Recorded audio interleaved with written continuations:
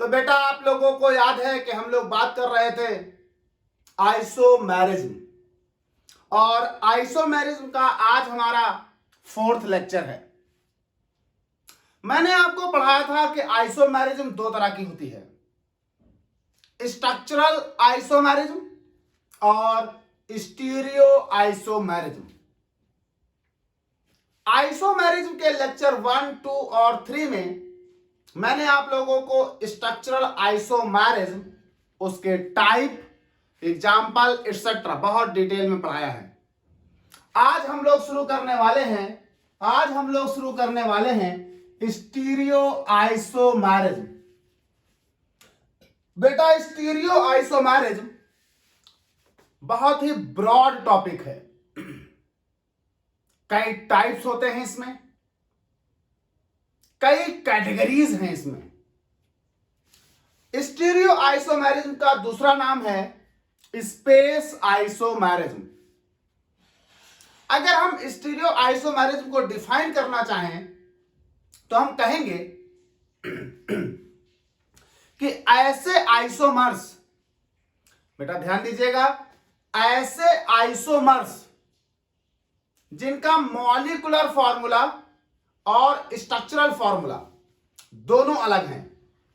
अगर आपको याद होगा तो स्ट्रक्चरल आइसोमेरिज्म में क्या होता था कि मॉलिक्यूलर फॉर्मूला तो सेम होता था लेकिन स्ट्रक्चरल फॉर्मूला अलग होता था। लेकिन स्टीरियो आइसोमेरिज्म में ऐसा नहीं है। स्टीरियो आइसोमेरिज्म में मॉलिक्यूलर फॉर्मूला भी सेम है, स्ट्रक्चरल फॉर्मूला भी सेम है। तो फिर बात आती है डिफरेंस कहां है। बेटा डिफरेंस है एटम्स का या ग्रुप्स का स्पेशियल अरेंजमेंट। एटम्स या ग्रुप का स्पेस में अरेंजमेंट डिफरेंट है। तो अगर आप डिफाइन करेंगे तो आप बोलेंगे कि ऐसे आइसोमर्स जिनका मॉलिक्यूलर फॉर्मूला और स्ट्रक्चरल फॉर्मूला सेम हो लेकिन उनका डिफरेंट रिलेटिव अरेंजमेंट हो, किसका? ऑफ एटम्स और groups in space.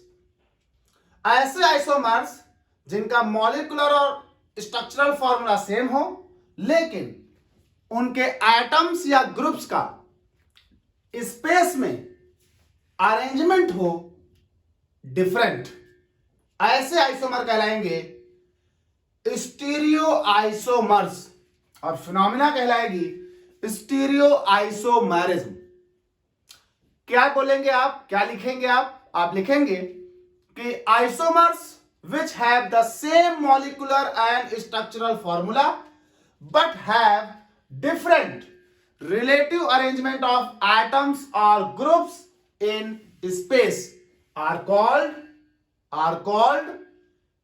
stereoisomers, and such type of isomerism is called stereoisomerism।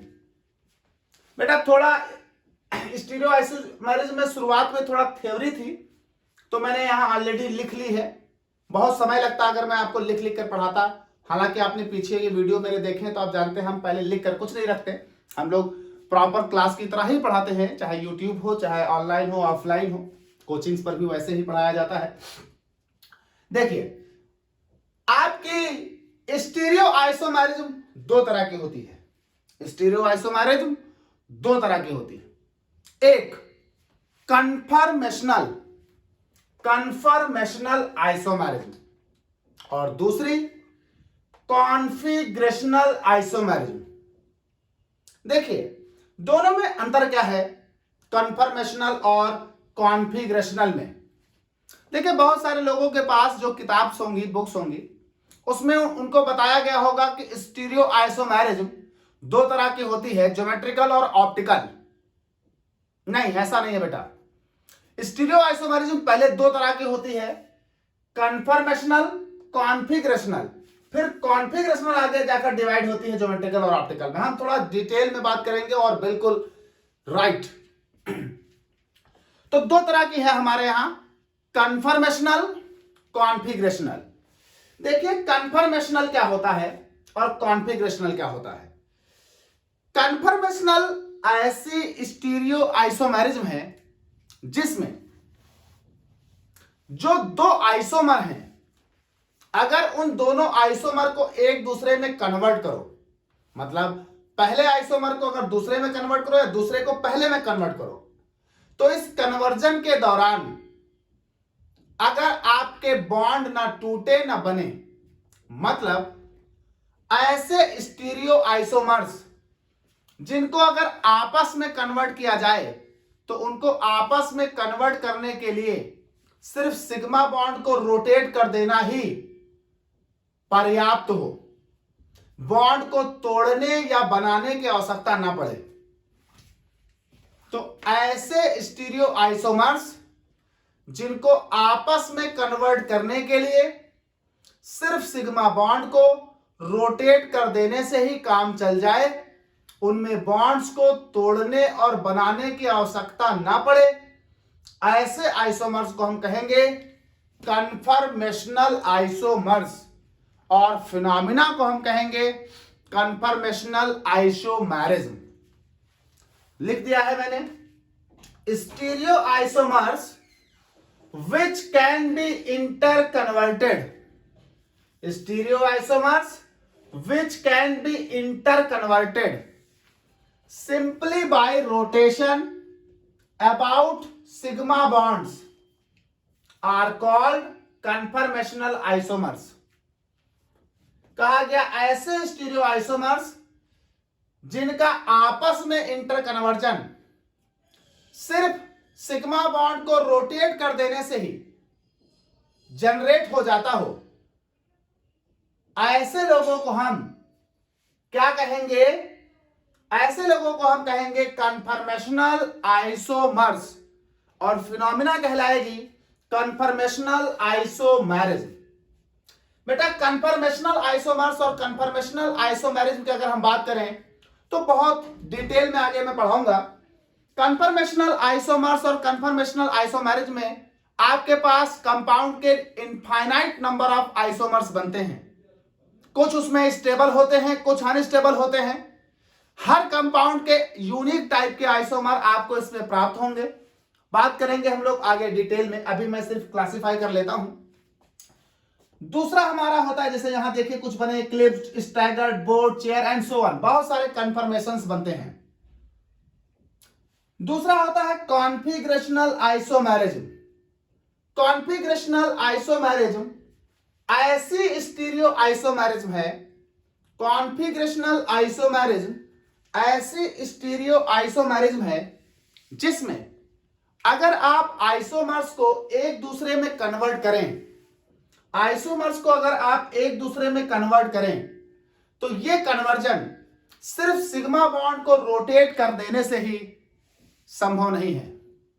इसमें सिर्फ सिग्मा बॉन्ड को रोटेट कर देने से आपका काम नहीं चलेगा, इसमें आपको बॉन्ड को तोड़ना पड़ेगा और उसके बदले में कोई ना कोई बॉन्ड बनाना पड़ेगा। यानी ऐसे stereo isomers which can be interconverted only by breaking and remaking of covalent bonds and not simply by rotation are called configurational isomers। ऐसे स्टीरियो आइसोमर्स जिनका एक दूसरे में अगर कन्वर्जन किया जाए तो ये एक दूसरे में कन्वर्जन यानी इंटर कन्वर्टेबल तभी हो सकेंगे जब इसमें कुछ बॉन्ड तोड़े जाएं और कुछ बॉन्ड बनाए जाएं। इसमें बॉन्ड को सिर्फ रोटेट करके एक दूसरे में कन्वर्ट नहीं किया जा सकता। कॉन्फिगरेशनल आइसोमेरिज्म दो तरह की होती है, ज्योमेट्रिकल, ऑप्टिकल। बेटा एक बार फिर से ध्यान दीजिएगा, स्टीरियो आइसोमर्स ऐसे आइसोमर्स हैं जिनमें मॉलिक्यूलर फॉर्मूला और स्ट्रक्चरल फॉर्मूला सेम होता है, फर्क होता है तो एटम्स या ग्रुप का स्पेस में अरेंजमेंट। तो isomers which have the same molecular and structural formula but have the different spatial arrangement of atoms or groups in space are called stereoisomers and the phenomena is called stereoisomerism। Stereoisomerism are of following two types: configurational isomerism, conformational isomerism. Conformational isomerism ऐसी isomerism है जिसमें isomers को अगर एक दूसरे में convert किया जाए तो यह कन्वर्जन सिर्फ सिग्मा बॉन्ड के थ्रू रोटेट कर देने से ही पॉसिबल है। अगर एक आइसोमर में सिग्मा बॉन्ड को रोटेट कर दिया जाए तो दूसरा आइसोमर बन जाएगा। यानी ऐसे आइसोमर्स जिसमें सिग्मा बॉन्ड के रोटेशन से सिर्फ आपस में इंटर कन्वर्जन पॉसिबल हो जाए, ऐसे आइसोमर्स कहलाएंगे कन्फर्मेशनल आइसोमर्स, और यह फिनोमिना कहलाएगी कन्फर्मेशनल आइसोमेरिज्म। बहुत तरह के आइसोमेरिज्म इसमें आगे मैं पढ़ाऊंगा। दूसरा होता है configurational isomerism. Configurational isomerism stereo isomerism का वो टाइप है जिसमें सिर्फ सिग्मा बॉन्ड को रोटेट कर देने से आइसोमर्स का एक दूसरे में कन्वर्ट होना पॉसिबल नहीं है। यहां पर आइसोमर्स का एक दूसरे में कन्वर्जन तभी पॉसिबल है जब कुछ बॉन्ड तोड़े जाएं और कुछ बॉन्ड बनाए जाएं। यानी ऐसे स्टीरियो आइसोमर्स जिनका एक दूसरे में कन्वर्जन बॉन्ड की ब्रेकिंग और रीमेकिंग के थ्रू होता हो, सिर्फ रोटेशन के थ्रू ना होता हो, ऐसे स्टीरियो आइसोमर्स कहलाते हैं कॉन्फिगरेशनल आइसोमर्स, और फिनोमिना कहलाती है कॉन्फिगरेशनल आइसोमेरिज्म। एक चीज और याद रखिएगा, कन्फर्मेशनल आइसोमेरिज्म में चूंकि सिग्मा बॉन्ड के रोटेट करने से आइसोमर एक दूसरे में बदलते हैं, इसलिए कन्फर्मेशनल आइसोमेरिज्म हमेशा उन कंपाउंड्स में पाई जाएगी जिसमें सिर्फ सिग्मा बॉन्ड हो। अगर कंपाउंड के अंदर पाई बॉन्ड आ जाता है यानी मल्टीपल बॉन्ड्स होंगे तो वहां पर कन्फर्मेशनल आइसोमेरिज्म नहीं पाई जाएगी।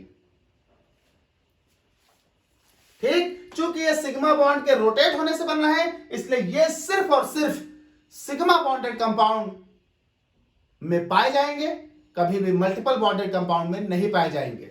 जबकि स्टीरियो आइसोमेरिज्म का वो हिस्सा जो कॉन्फिगरेशनल है वो मल्टीपल बॉन्ड वाले में भी पाया जा सकता है और सिग्मा बॉन्ड वालों में भी पाया जा सकता है। अब इन दोनों में से एक एक करके हम शुरू करेंगे। तो हम लोग बेटा सबसे पहले इन दोनों में से बात करेंगे कॉन्फिगरेशनल आइसोमेरिज्म। सबसे पहले हम लोग कॉन्फिगरेशनल, ज्योमेट्रिकल और ऑप्टिकल को डील करेंगे। बहुत बड़ा टॉपिक है और बहुत ज्यादा क्वेश्चन आते हैं यहां से। तो हम लोग बात करेंगे सबसे पहले कॉन्फिगरेशनल आइसोमेरिज्म। तो बेटा ये आप नोट कर लेंगे, नोट्स बनाते जाएंगे, हम लोग इसे रफ करेंगे और रफ करने के बाद हम लोग डालेंगे हेडिंग कॉन्फिगरेशनल आइसोमेरिज्म। तो बेटा मैं नोट कर लीजिए, मैं रफ कर लेता हूं, फिर आगे बात करते हैं। तो रफ कर लेते हैं और आगे बात करते हैं।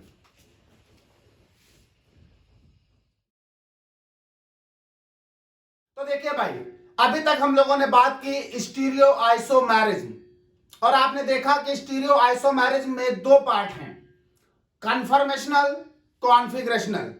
कॉन्फिगरेशनल में भी दो पार्ट हैं, ज्योमेट्रिकल, ऑप्टिकल। तो अब हम लोग बात करने वाले हैं स्टीरियो आइसोमेरिज्म के कॉन्फिगरेशनल आइसोमेरिज्म, और कॉन्फिगरेशनल आइसोमेरिज्म के दो पार्ट ज्योमेट्रिकल और ऑप्टिकल में से हम लोग बात करने वाले हैं ज्योमेट्रिकल आइसोमेरिज्म। देखिए बेटा, ज्योमेट्रिकल आइसोमेरिज्म एक टाइप की स्टीरियो आइसोमेरिज्म है, और स्टीरियो आइसोमेरिज्म में आपको पहले ही बता दिया गया कि यहां पर मॉलिक्यूलर फॉर्मूला और स्ट्रक्चरल फॉर्मूला सेम होगा।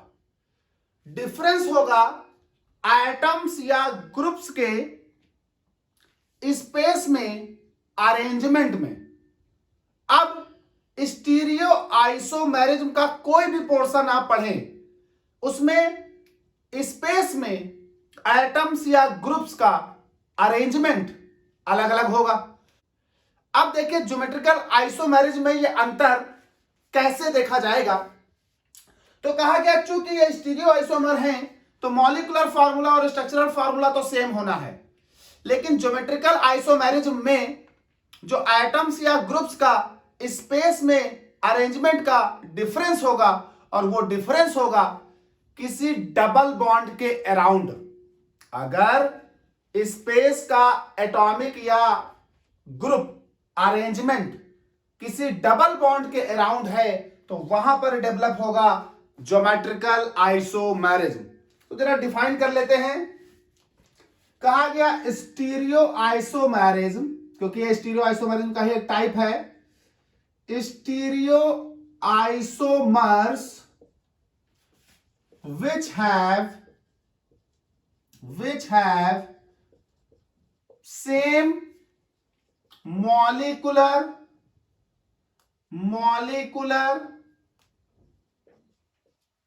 and structural formula.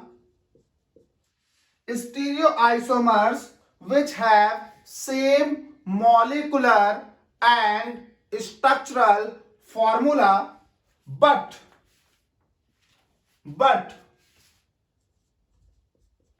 differ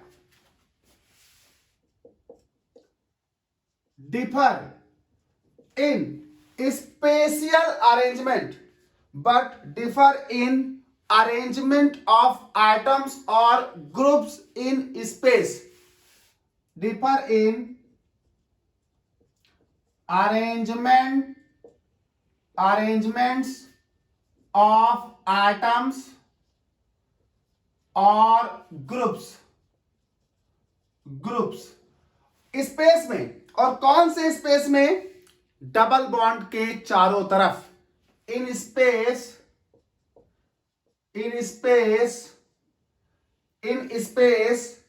due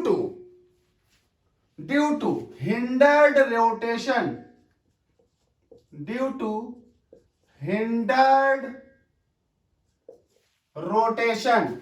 आपको पहले कहा गया था कि कॉन्फिगरेशनल में बॉन्ड रोटेट नहीं होगा, हिंडर्ड रोटेशन। और अगर बॉन्ड रोटेट ना हो तो इसका मतलब डबल बॉन्ड या ट्रिपल बॉन्ड है। बॉन्ड रोटेट हो तो इसका मतलब सिंगल बॉन्ड है। Hindered rotation around double bond. Like double bond किस किस टाइप के हो सकते हैं? तो डबल बॉन्ड कार्बन कार्बन का भी हो सकता है। यहां पर डबल बॉन्ड कार्बन नाइट्रोजन का भी हो सकता है, या डबल बॉन्ड आपका नाइट्रोजन नाइट्रोजन का भी हो सकता है। सारे डबल बॉन्ड्स में मैं आपको आइसोमेरिज्म पढ़ाऊंगा एटसेट्रा। आर कॉल्ड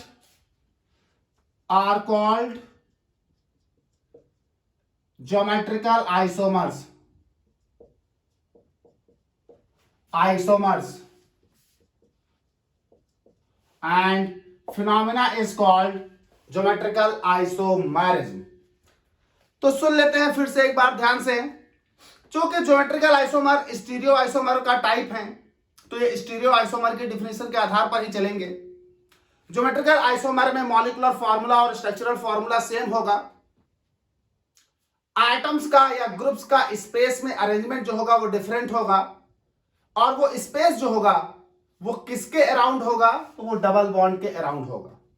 यानी ज्योमेट्रिकल आइसोमर ऐसे आइसोमर हैं, ज्योमेट्रिकल आइसोमर ऐसे आइसोमर हैं जिनका मॉलिक्यूलर और स्ट्रक्चरल फॉर्मूला सेम है, लेकिन डबल बॉन्ड के चारों तरफ जो एटम्स या ग्रुप लगे हैं, उन एटम्स या ग्रुप का स्पेशियल अरेंजमेंट डिफरेंट है। अगर ऐसा है तो वो आइसोमर ज्योमेट्रिकल आइसोमर कहलाएंगे और फिनोमिना ज्योमेट्रिकल आइसोमेरिज्म कहलाएंगे। बेटा किसी भी डबल बॉन्ड कंपाउंड का ज्योमेट्रिकल आइसोमेरिज्म शो होना, यानी किसी भी डबल बॉन्ड कंपाउंड का ज्योमेट्रिकल आइसोमेरिज्म दिखाना, उसके लिए एक शर्त है। अगर कोई कंपाउंड चाहे कि वो ज्योमेट्रिकल आइसोमेरिज्म दिखाए तो उसे इस कंडीशन का पालन करना होगा। देखिए भाई, कंडीशन क्या है? Condition for geometrical isomerism. Geometrical isomerism के लिए कंडीशन यह है कि जो स्पेस अरेंजमेंट हम देख रहे हैं वो हिंडर्ड रोटेशन होना चाहिए, रोटेट ना होता हो। रोटेट ना होता हो इसका मतलब कंपाउंड में डबल बॉन्ड हो या कंपाउंड में रिंग हो, दोनों में वो रोटेट नहीं होगा। यानी अगर कोई कंपाउंड ज्योमेट्रिकल आइसोमेरिज्म दिखाना चाहता है तो उसे अपने अंदर या तो डबल बॉन्ड रखना होगा या रिंग रखनी होगी। तो पहला पॉइंट है compound must have double bond और रिंग। कंपाउंड के अंदर या तो डबल बॉन्ड हो या रिंग हो तभी वो ज्योमेट्रिकल आइसोमेरिज्म के लिए एबल है। लेकिन देखिएगा इतना ही नहीं, एक शर्त और है। दूसरी शर्त क्या है कि जो कंपाउंड है उसका जो डबल बॉन्ड है, कार्बन की वैलेंसी 4 होती। जैसे यहां देखिए कुछ एग्जांपल पहले लिख लेता हूं। ये हो गया कार्बन की वैलेंसी 4 होती, चाहे आप कार्बन नाइट्रोजन वाला टाइप ले लें, ये हो गया एक्सेट्रा। तो कार्बन की वैलेंसी 4 होती, डबल बॉन्ड बना लोगे 2 वैलेंसी बच जाएंगी। दूसरी शर्त इसके लिए है कि एक कार्बन की जो 2 वैलेंसी बची हुई है, यानी एक कार्बन पर यानी एक डबल बॉन्ड कार्बन पर जो 2 एटम्स या ग्रुप लगने वाले हैं वो दोनों कभी सेम नहीं होने चाहिए। तो शर्त यह है द 2 एटम्स और groups attached on same carbon must be different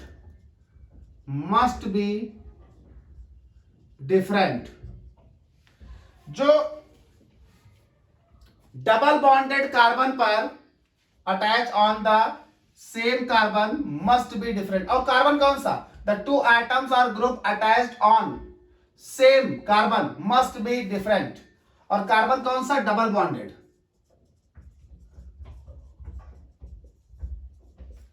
double bonded carbon जो है उस पर जो 2 एटम या ग्रुप हैं वो डिफरेंट होने चाहिए।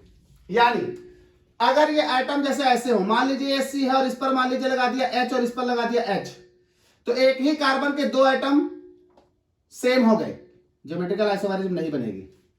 जैसे यहां लगा दिया मान लीजिए CH3, यहां लगा दिया CH3, एक ही कार्बन के 2 लोग सेम हो गए, ज्योमेट्रिकल आइसोमेरिज्म नहीं बनेगी। मान लीजिए ये केस है, इधर लगा दिया हमने H, इधर लगा दिया CH3, तो बन सकती है क्योंकि अभी इसको भी देखिए। और मान लीजिए इधर लगा दिया H और इधर लगा दिया H, तो एक कार्बन के 2 सेम हो गए, नहीं बनेगी। तो ज्योमेट्रिकल आइसोमेरिज्म बनाने की 2 शर्त है, कंपाउंड में डबल बॉन्ड या रिंग का होना जरूरी है, तो डबल बॉन्ड तो दिख रहे हैं। दूसरा, एक कार्बन के जो 2 एटम हैं या ग्रुप हैं वो डिफरेंट होने चाहिए। अगर एक कार्बन पर मौजूद दोनों एटम या ग्रुप सेम है तो ज्योमेट्रिकल आइसोमेरिज्म नहीं बनेगी। यानी अब अगर देखें किसमें बनेगी तो जरा देखिए, जैसे मान लीजिए ये सिचुएशन है,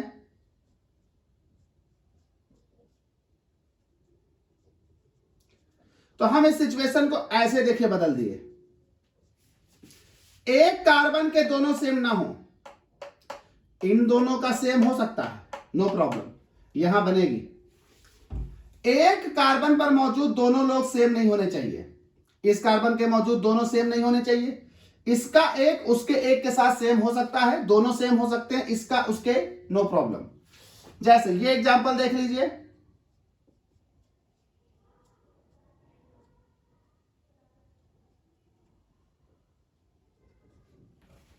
इसके भी दोनों डिफरेंट, इसके भी दोनों डिफरेंट, लेकिन इसका एक इसके एक के साथ सेम बनेगी। अच्छा एक चीज और डाल लें, चारों डिफरेंट हैं तब भी ज्योमेट्रिकल आइसोमेरिज्म बनेगी, नो प्रॉब्लम।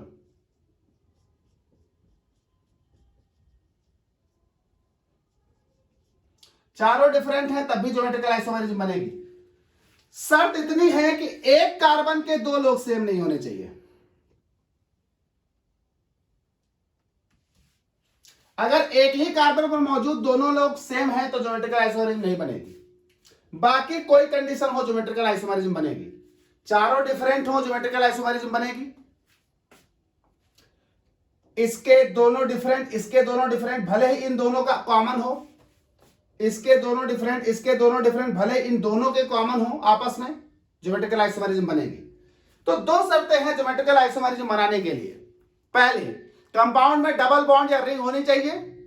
दूसरी, अगर कंपाउंड डबल बॉन्ड वाला है तो डबल बॉन्ड कार्बन के पास जो दो एटम या ग्रुप मौजूद हैं, एक ही कार्बन पर जो दो एटम या ग्रुप मौजूद हैं, वो सेम नहीं होने चाहिए।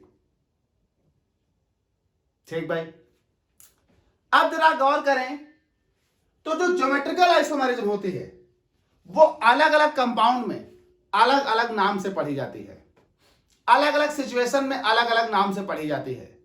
तो बेसिकली हम यहां ज्योमेट्रिकल आइसोमेरिज्म को तीन तरह से पढ़ेंगे: सिस ट्रांस आइसोमेरिज्म, एंटी सिन आइसोमेरिज्म और ई जेड आइसोमेरिज्म। तो हम लोग यहां ज्योमेट्रिकल आइसोमेरिज्म को तीन तरह से पढ़ेंगे। तो हम लोग बात कर रहे हैं ज्योमेट्रिकल आइसोमेरिज्म की, तो जरा देखें तो ज्योमेट्रिकल आइसोमेरिज्म यहां तीन तरह से पढ़ी जानी है। चलिए भाई, तो हम लोग बात करते हैं ज्योमेट्रिकल आइसोमेरिज्म कितने तरह से हमको पढ़नी है। तो ज्योमेट्रिकल आइसोमेरिज्म यहां मैं आपको तीन तरीके से पढ़ाऊंगा। पहला, सिस ट्रांस। दूसरा, एंटी सिन। और तीसरा and the most important geometrical isomerism का part, E and Z system. तो तीन सिस्टम यहां आपको पढ़ने हैं ज्योमेट्रिकल आइसोमेरिज्म में: cis trans, anti syn, E and Z system. तो सबसे पहले हम लोग बात करते हैं सिस एंड ट्रांस की। तो पहली हेडिंग हम लोग डालते हैं सिस एंड ट्रांस। बेटा दो बात ध्यान दीजिएगा, दो बातें ध्यान दीजिएगा। सिस और ट्रांस उन डबल बॉन्डेड कंपाउंड्स में पाई जाएगी जिसमें डबल बॉन्ड कार्बन और कार्बन के बीच हो। तो ये ऐसे कंपाउंड्स में पाई जाएगी जिसमें डबल बॉन्ड कार्बन कार्बन के बीच में हो, कार्बन कार्बन डबल बॉन्ड में या रिंग में। तो बेटा सिस ट्रांस आइसोमेरिज्म, पहली बात आप याद रखिएगा, ऐसे कंपाउंड्स में पाई जानी है जिसमें डबल बॉन्ड जो है वो कार्बन और कार्बन के बीच में हो या साइक्लिक रिंग्स हो, एल्केन लाइक। दूसरी बात यहां याद रखिएगा को जो सिस और ट्रांस वर्ड है, सिस और ट्रांस वर्ड है, ये लैटिन वर्ड हैं। सिस एंड ट्रांस वर्ड्स जो हैं ये लैटिन वर्ड हैं, जिसमें सिस का मतलब होता है सेम एंड ट्रांस का मतलब होता है अक्रॉस। सिस का मतलब होता है सेम और ट्रांस का मतलब होता है अक्रॉस। देखिए भाई, सेम और अक्रॉस से मतलब क्या है? मान लीजिए कोई मेरे पास एक डबल बॉन्डेड कंपाउंड है दिस, मान लीजिए कंपाउंड ये है ए बी बी, ऐसे ही मैं बना लेता हूं, मान लीजिए this.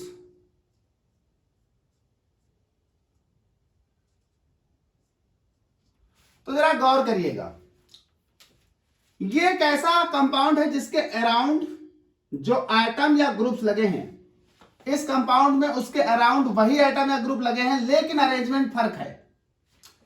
Carbon carbon double bond के अराउंड 2 ए हैं 2 बी हैं, कार्बन कार्बन डबल बॉन्ड के अराउंड 2 ए हैं 2 बी हैं, लेकिन अरेंजमेंट अगर देखें तो यहां ए और ए सेम साइड है, जबकि बी और बी सेम साइड है।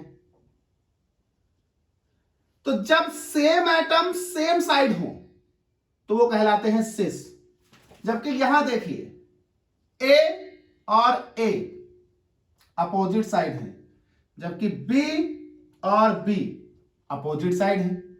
जब सेम एटम या ग्रुप अपोजिट साइड हो तो उसे बोलते हैं ट्रांस, यानी ये कहलाएगा सिस, ये कहलाएगा ट्रांस।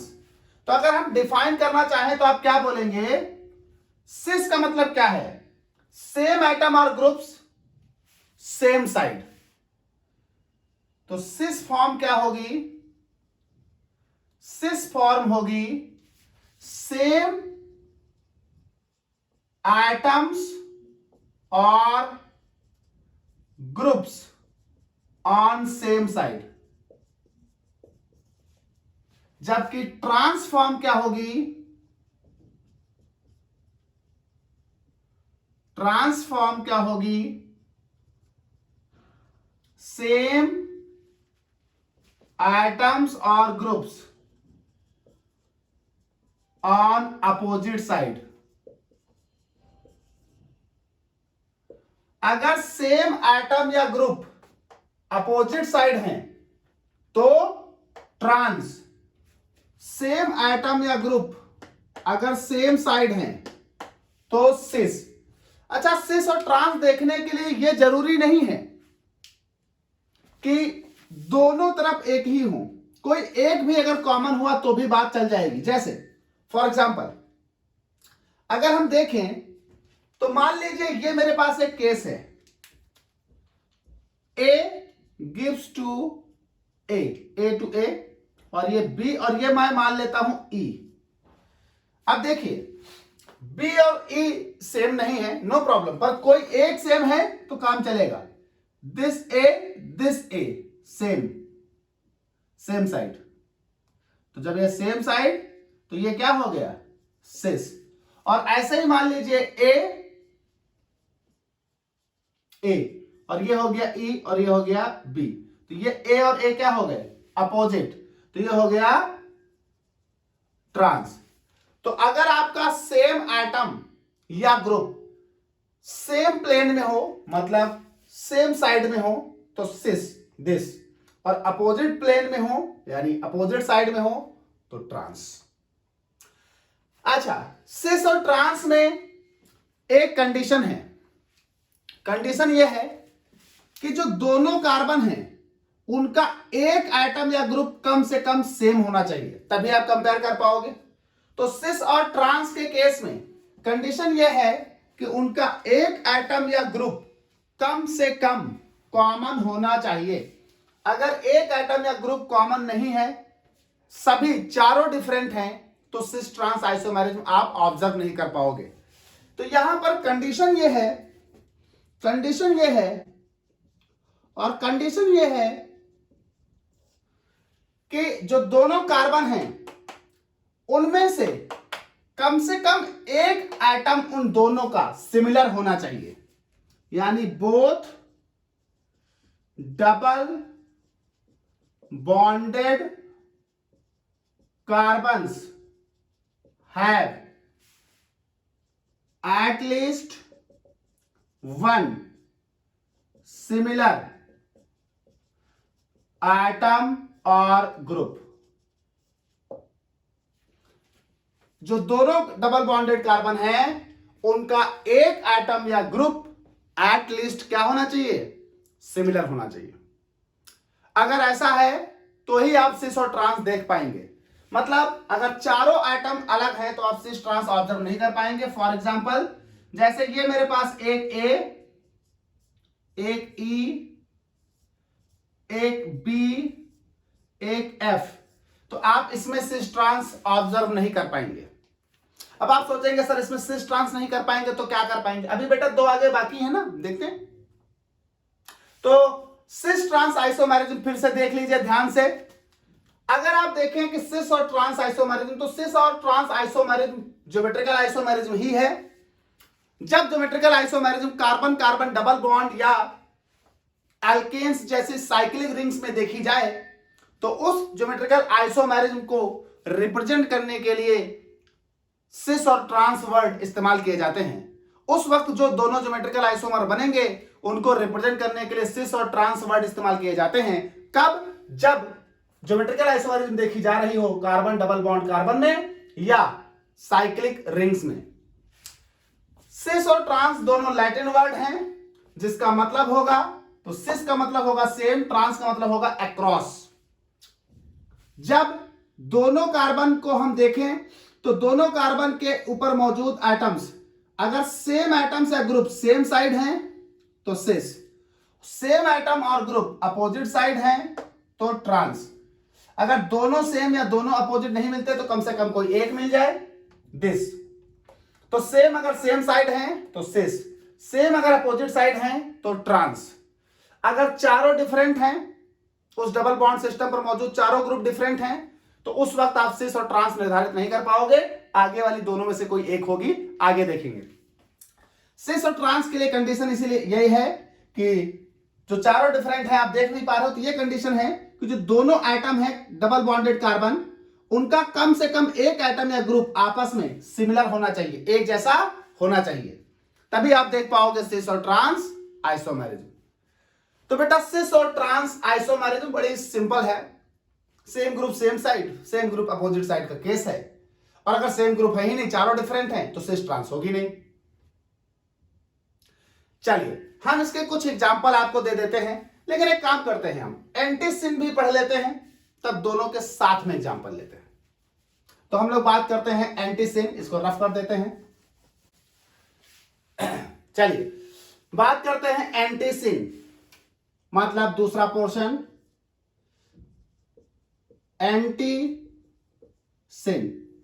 देखिए दो बातें यहां पर भी, एंटीसिन हमेशा उन कंपाउंड्स में पाया जाएगा जिन कंपाउंड्स में डबल बॉन्ड या तो कार्बन नाइट्रोजन के बीच हो या डबल बॉन्ड नाइट्रोजन नाइट्रोजन के बीच हो। एंटीसिन हमेशा तब कहा जाएगा, एंटीसिन भी ज्योमेट्रिकल आइसोमेरिज्म ही है, ज्योमेट्रिकल आइसोमेरिज्म के दो आइसोमर जो बनेंगे उन्हीं में से एक को एंटी एक को सिन कहा जाएगा, लेकिन एंटीसिन वर्ड तब इस्तेमाल किया जाएगा जब geometrical isomerism C double bond N के बीच देखी जा रही हो या एन डबल बॉन्ड एन के बीच देखी जा रही हो। देखिए जब geometrical isomerism C double bond N के बीच देखी जाएगी, तो इस कैटेगरी में जो कंपाउंड्स आएंगे, इस कैटेगरी में जो कंपाउंड्स यहां आएंगे, वो कंपाउंड्स दो तरह के होंगे, एल्डोक्सिम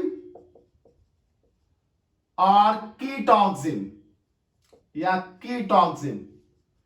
तो इसका मतलब यह हुआ कि जब आप एंटी और सिन नाम इस्तेमाल करोगे, तो एंटी सिन तभी इस्तेमाल करोगे जब geometrical isomerism carbon double bond nitrogen या नाइट्रोजन डबल बॉन्ड नाइट्रोजन में देखी जा रही हो, और जब कार्बन डबल बॉन्ड नाइट्रोजन में देखी जा रही होगी, तो कार्बन डबल बॉन्ड नाइट्रोजन वाले जितने भी कंपाउंड होंगे वो या तो एल्डोक्सिम होंगे या कीटोक्सिम होंगे। इसका मतलब यह हुआ कि एंटी और सिन आमतौर पर आप एल्डोक्सिम या कीटोक्सिम में देखोगे, एल्डोक्सिम या कीटोक्सिम। दूसरी बात, अगर एन बॉन्ड एन में देख रहे हो, तो एन बॉन्ड एन वाला जो केस है, एन बॉन्ड एन, इसे कहते हैं एजो कंपाउंड। यानी कुल मिलाकर एंटीसिन फॉर्म तीन कंपाउंड्स में पाई जाएगी, या तो एजो कंपाउंड या एल्डोक्सिम या कीटोक्सिम। यानी जब ज्योमेट्रिकल आइसोमेरिज्म एजो कंपाउंड, एल्डोक्सिम या कीटोक्सिम में देखी जाए, तब हम कहेंगे क्या, एंटी एंड सिन। अब देखिए कब एंटी इस्तेमाल करेंगे और कब सिन इस्तेमाल करेंगे, ये यहां पर तीनों कंपाउंड के लिए अलग अलग कहानी है। एक एक कंपाउंड को डील करते हैं। सबसे पहले हम डील करते हैं एजो कंपाउंड को, सबसे सिंपल यही है देखने में। तो अगर हमारे पास एजो कंपाउंड है, एजो कंपाउंड्स, तो एजो कंपाउंड्स याद रखिएगा एन डबल बॉन्ड एन का केस होगा। अब यहां दो बातें हैं, जरा देखिए, एन डबल बॉन्ड एन और एन डबल बॉन्ड एन। अगर इसमें देखें तो दुइये बॉन्ड खाली हैं। अगर वो दोनों बॉन्ड एक ही दिशा में हैं, तो जाहिर सी बात है दूसरी तरफ क्या होगा, तो ऑफ कोर्स नाइट्रोजन का लोन पेयर होगा दूसरी तरफ, दिस। तो अगर ये दोनों बॉन्ड एक ही दिशा में है, तो इसको हम बोलेंगे सिन, सिन इन द सेंस सिस। और अगर ये दोनों अपोजिट दिशा में है, तो जाहिर सी बात है लोन पेयर फिर अपोजिट दिशा में होंगे इस तरह से, इसे हम बोलेंगे एंटी। तो अगर हमारे पास एजो कंपाउंड है, तो एजो कंपाउंड के दोनों सिग्मा बॉन्ड अगर एक ही प्लेन में है तो सिन, और अपोजिट प्लेन में है तो एंटी। एग्जाम्पल के रूप में अगर हम देखें तो डाई एजोबेंजीन ले लेते हैं। ये हो गया N double bond N, this ये हो गया मेरे पास बेंजीन और ये हो गया मेरे पास बेंजीन। तो ये दोनों रिंग देखिए एक ही प्लेन में है तो ऑफकोर्स लोन पेयर दूसरे प्लेन में होंगे, तो इसे हम बोलेंगे एजो। कौन सी एजो? सिन। तो ये हो जाएगा सिन, इसका नाम है एजोबेंजीन, तो हो जाएगा सिन एजोबेंजीन। तो जरा गौर करिए, सिन वर्ड इस्तेमाल किया हमने क्योंकि ये दोनों सेम प्लेन में है, एक ही तरफ है। लेकिन वहीं अगर ये एन डबल बॉन्ड एन होता और ये ऐसे होता, एक रिंग दूसरे प्लेन में होती और दूसरी रिंग अगले प्लेन में होती, दिस, तो हम इसे क्या कहते? Anti azobenzene.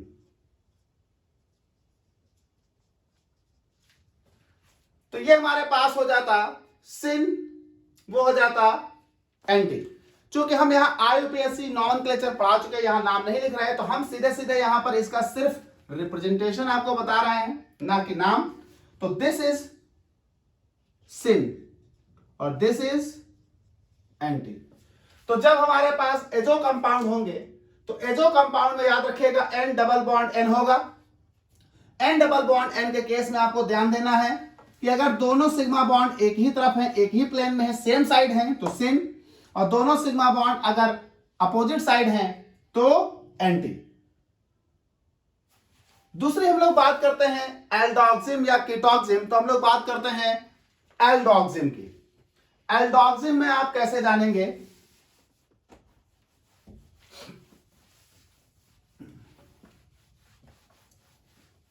चलिए देखिए, एल्डोक्सिम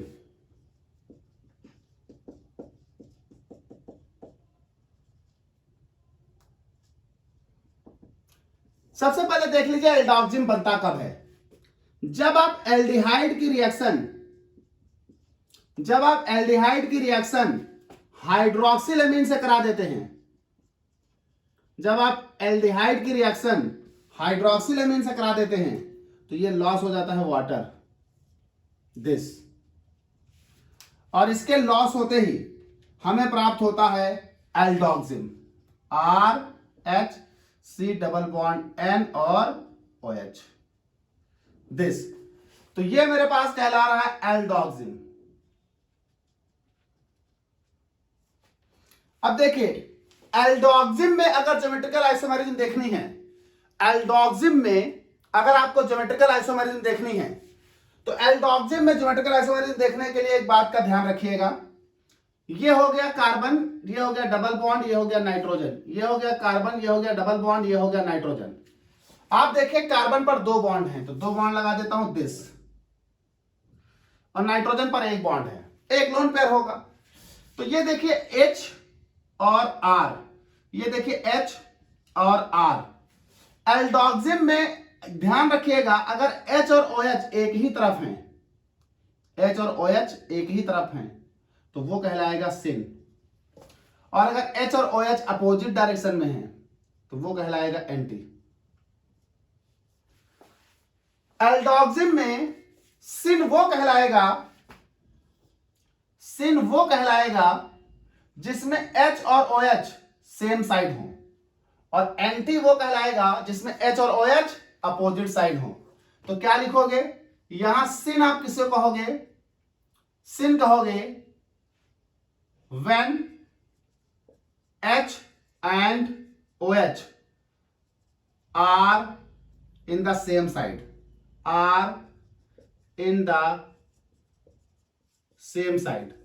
और एंटी किसे कहोगे? तो एंटी कहोगे when H and OH are in the opposite side। तो अगर H और OH सेम साइड है, दिस, लाइक दिस, तो सिन, और अगर H और OH अपोजिट हैं तो एंटी। फॉर एग्जाम्पल मान लीजिए HCCH3, double bond N and this, तो आप इसे क्या कहोगे, H और OH अपोजिट है तो आप इसे कहोगे anti. For example H CH2CH3 this N, और मान लीजिए ये इधर हो जाए, तो अब देखिए H और OH सेम साइड हैं, सिन। तो आप एंटी या सिन देखें तो कहीं पर भी आप एंटी और सिन देख सकते हैं। एल्डोक्सिम में बशर्ते रूल क्या है कि एल्डोक्सिम में कार्बन पर एक हाइड्रोजन होगा और एक एल्किल ग्रुप।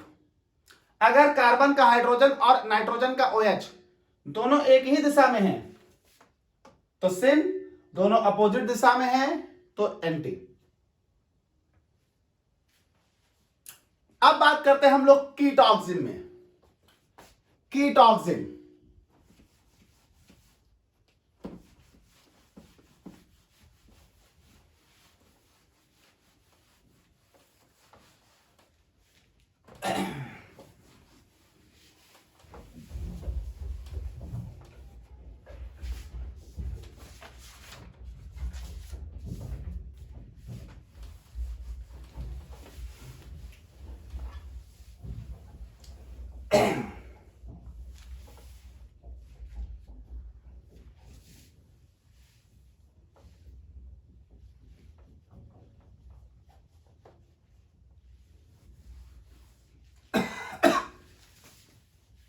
चलिए देखिए, इन कीटॉक्सिम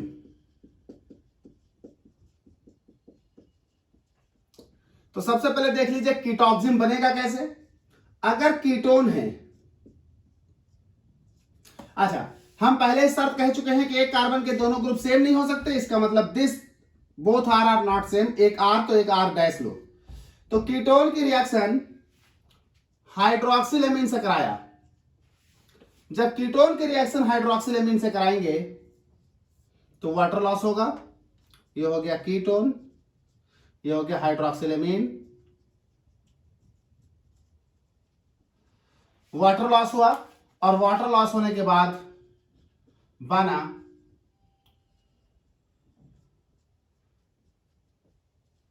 कीटॉक्सिम। अब जरा देखिएगा, एल्डोक्सिम में तो हम H और OH को देखते थे, लेकिन कीटॉक्सिम में ऐसा नहीं है। कीटॉक्सिम में एक रूल है, आप किसी को भी एंटी किसी को भी सिन कह सकते हैं। जरा आप देखें ध्यान से, कीटॉक्सिम में, in ketoxime the anti and सिन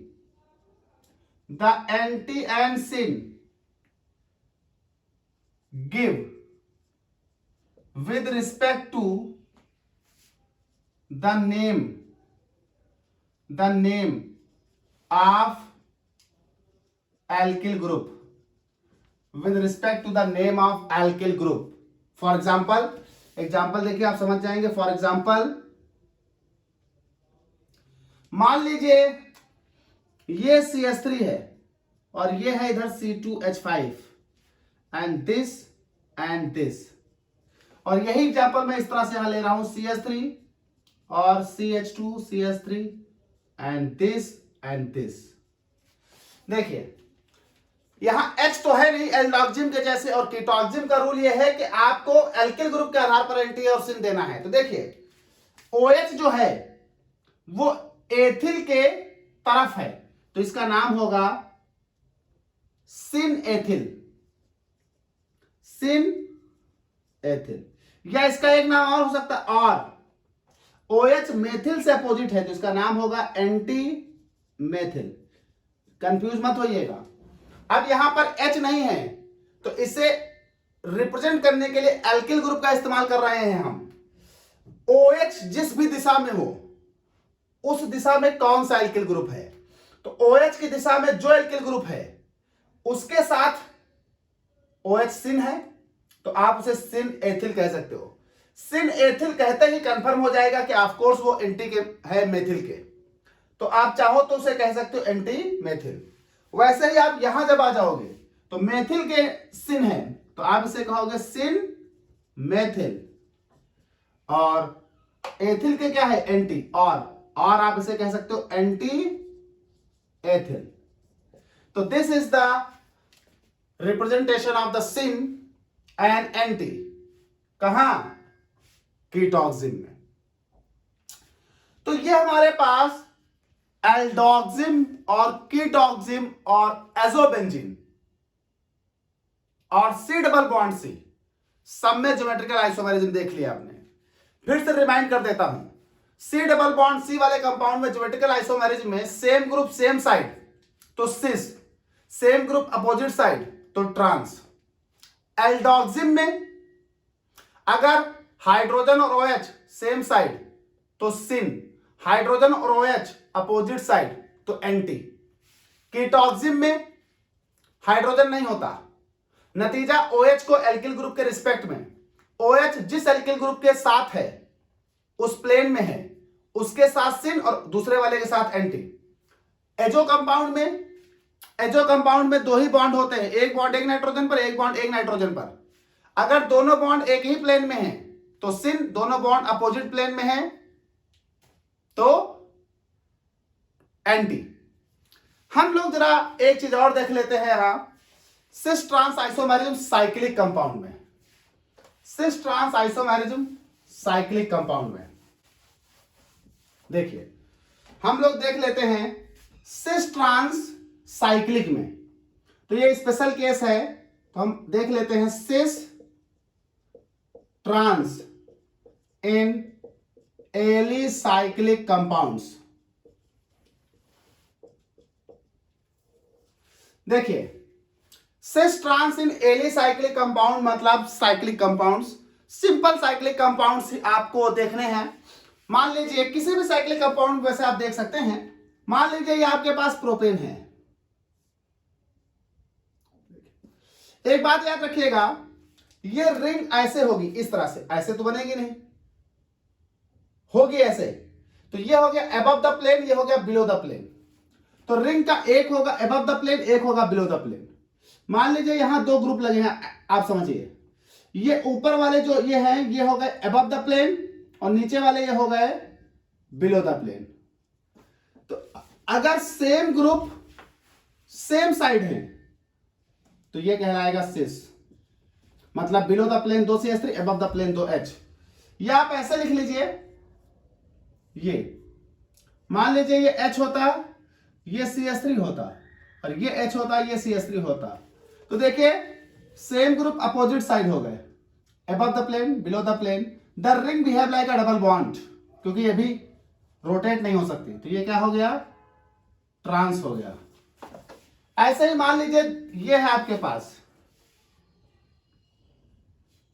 मान लीजिए साइक्लोब्यूटेन है, दिस, ये हो गया H, ये हो गया H, ये हो गया CH3, ये हो गया CH3, सेम प्लेन, सिस।